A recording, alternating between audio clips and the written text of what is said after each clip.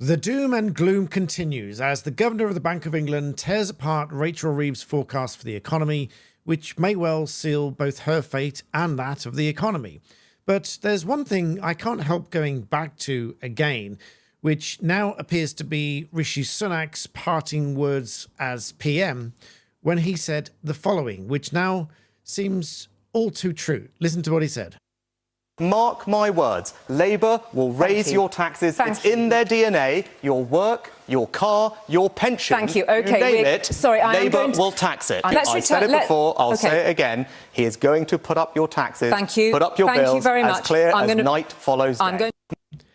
And it was repeatedly cut off, and yet he was right. He absolutely nailed it and called it. Taxes, left, right and centre, most prominently with the employer national insurance, which has had a profound effect on the economy. And that is what leads Andrew Bailey, the governor of the Bank of England, to make comment on both Rachel Reeves and the economy and what's going to happen going forward. But also a bit later in the video, a little bit of hypocrisy from Rachel Reeves. As they say, there's always a tweet and there's always a clip that we can go back to. And also a little bit of proof of what I predicted is now unfolding about people leaving the UK. But I'll come back to that in the second half of the video. Do stick around for that. Let's go to this article, first of all, from The Telegraph here. Andrew Bailey poured cold water on the Chancellor's claim that Britain's economy has turned a corner, warning that growth is slowing as high taxes bite. Now, Reeves would have it that everything's turned around and everything is now going in the right direction. But he says, we think the UK economy will grow at a more moderate pace over the coming quarters at the British Chamber's economists. The unexpected strength in the first quarter was driven by strong outcomes for volatile components of GDP in the monthly figures for March. In other words, it was a bit of a one-off event. It's not something that they expect to continue going forward. He says the growth was boosted by a stamp duty holiday that expired in March and a rush to export to the US before Donald Trump's tariffs kicked in. Now, I mentioned this before. I said these tariffs are going to have a short-term effect on the economy, and she's obviously going to take credit for those. In fact, I remember saying pretty much the same thing. You can check my previous videos and I said that somewhere. However, he says stamp duty's risen along with other taxes, including Rachel Reeves' £25 billion raid on employer national insurance contributions. And he said there were clear signs of the economy weakening as a result. He said he's beginning to hear a bit more evidence of adjustments through pay and employment in response to higher national insurance. He said there was a softening on the labour market. Now, we've all seen fewer jobs of a certain type and fewer graduate jobs and fewer increases in pay as a direct result of employer national insurance. The article goes on. The Chancellor has repeatedly claimed that Labour has fixed the foundations. However, Mr. Bailey pointed out that the economy actually shrank by 0.3% in April, which was consistent with the idea that growth spurt seen at the start of the year was only temporary. He says that economic growth is the only source of sustainable improvement to the standard of living in the UK. Raising the growth rate of the economy was one of the most important challenges facing us as a society today. And these comments follow Siobhan Haviland of the British Chambers of Commerce pleading with the Chancellor not to raise taxes again in the autumn. But with all of these things happening, personally, I can see tax raises in autumn, and we'll just have to wait and find out. But Haviland said on Thursday, taxing businesses is just counterproductive. This is something I've said before. She says the Chancellor needs to drive revenue from economic growth, not from taxation. Taxation kills business growth. She said we also go to Reeves with ideas and solutions and opportunities, and that's where we want to see her focus. And for her, taxing business further for the economy is going to have the opposite effect. And Daniel Hannan goes even further and says prepare for economic collapse. This is following Keir Starmer's U-turn on welfare cuts that was designed to curb public spending. He says last week, the 2026 British financial crisis became inevitable. And so if you're feeling disillusioned, you are not alone. There's a lot of people now with a lot of concerns about what this government is doing and what this Chancellor is doing and what it's going to entail for the future of this economy. If you're interested in money saving tips and business growing tips, even in these difficult times, check out my other channel, Daniel Shensmith, link below, my wealth channel. And if you want to know what I really think about all these things, you can check my off the record channel, which I'll link below as well. But now also reaching back to another bit of hypocrisy from Rachel Reeves, and also a little prediction that I had previously, which seems to be coming true. I'll come back to both of those in just a moment. Don't go away. Now, just as an aside for a moment, you've heard me talk a lot about the dangers of somebody impersonating you and taking out loans in your name and this kind of thing. But what happens if there is a data breach and your data is among that data breach and then it might end up on the dark web?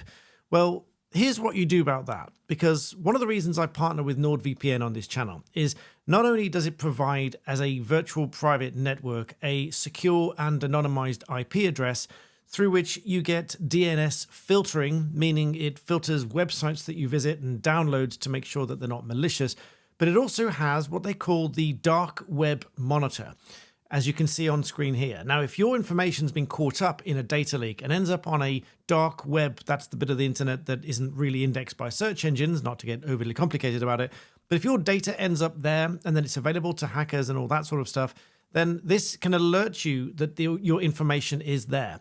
And it points you to collections of leaks of data, and you can go and change the password, change the data, or even close down the accounts to make sure that they are completely removed. Because if your data, i.e. your email and your password, is on the dark web somewhere, then they can go to your accounts, log in, and you may have forgotten about these. But when you log into those accounts, they could have your address, they could have payment details, and all sorts of things. So there could be lots of these accounts that you've forgotten about, maybe a fitness app or something that you've forgotten about years ago, but your data might end up leaked. You can see that it's there. The hackers might be able to get in and find out lots of information about you, but NordVPN has a dark web monitor that allows you to go there and remove that data.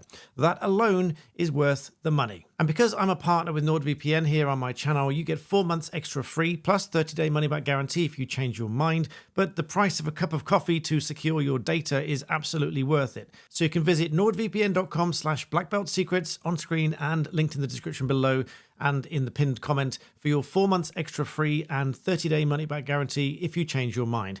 But if you see your data that is leaked somewhere and it's on the dark web, you'll be so glad that you signed up so that you can monitor your data and keep yourself safe.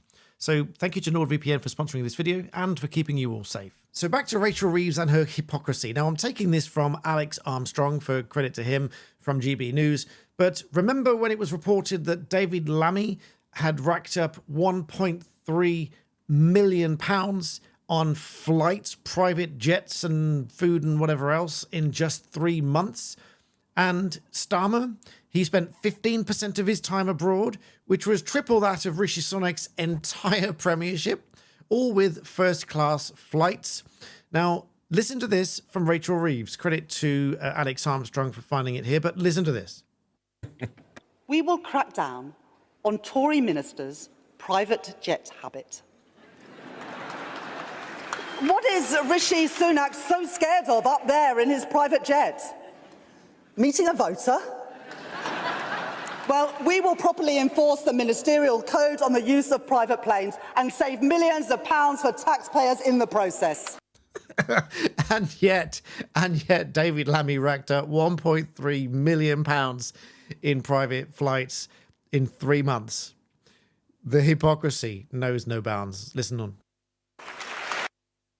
Interesting that, isn't it, Rachel? Because if my maths are correct, David Lammy spent £1.3 million plus on flights overseas. Not only that, Keir Starmer constantly berated Rishi Sunak for his use of flying around to get to different countries. Well, Keir Starmer spent, I think, almost 25% of his entire premiership so far abroad. So absolutely outrageous. But not only that, I said before that a lot of people are going to leave the UK because of all the taxes, because of what's happening, and this old rhetoric of tax the rich and so on. One thing a lot of people don't understand that when they say that is that, well, first of all, a lot of the taxes, a huge sum, I haven't got the statistics in front of me, but a huge sum of taxes are paid by the rich.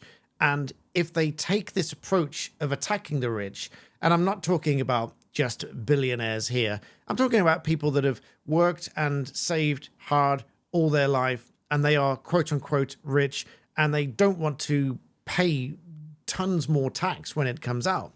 They end up leaving the UK. And as it happens, this is courtesy and credit here to the Cut My Tax UK account on X, which I'll link below, says here, there's been a 44.6% increase in British applications for Greece's golden visa since last summer, and 66.2% increase in the number of Britons applying for Portugal's golden visa scheme. These are investments that require a minimum of 250,000 euros in either of those cases, because many people coming either to the UK or going to other countries and so on, there are plenty of investment visa opportunities. And so here, this account says that there's a 44 and a 66% respectively increase in both of those, which is precisely what I said would happen as soon as these taxes dropped. I said they are going to panic, they're going to leave the UK, pay into these investment visa schemes elsewhere. Cut My Tax goes on. These schemes are no longer the preserve of the ultra-high net worth individuals alone.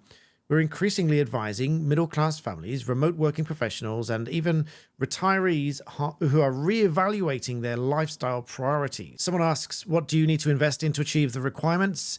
Cut My Tax says, it appears that the purchase of a property suffices, but check the details. And so it seems to me that a lot of people, not just the ultra high net worth or the ultra rich, the ultra wealthy, but many people, retirees and independent professionals and so on, who are making good money, who don't want massive chunks of it going to this government who they feel are squandering it.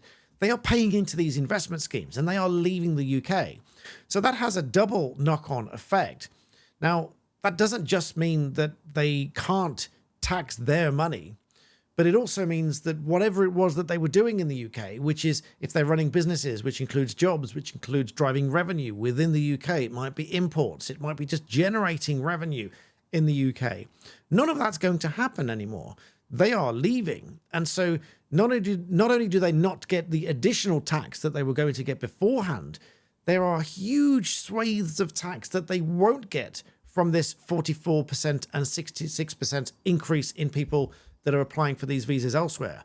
They don't get any of that either, which means they then have to make all of that tax back from somewhere else and someone else. Not just someone else, plenty of someone else's.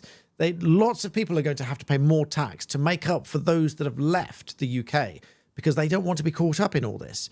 And I've read about, and I know plenty of people that have actually done that, and they are looking to other places to do it. So this, I can only say, backs up all of these theories that this is a stack of cards. It is taking little pieces out of this stack of cards we call the British economy and saying, well, this one might not make it fall down, this one might not make it fall down, but you take enough of these out, you're playing Jenga. No offense to the Jenga game, I'm not comparing you with the British economy here, but it's eventually going to fall down. It is a stack of cards. So let me know what you think about that in the comments below. This we're here on Black Belt Secrets because this fits firmly between my main channel, my money channel, and my opinion channel. It wasn't really much of either. It was just my observations here and a bit of a warning, really. And so I thought I'd put that here on Black Belt Secrets. So let me know what you think in the comment section below. Whether you've thought about leaving the UK. I know a lot of people have thought about leaving the UK in the last few months or so. Let me know what you think. Please do subscribe, and I'll see you next time.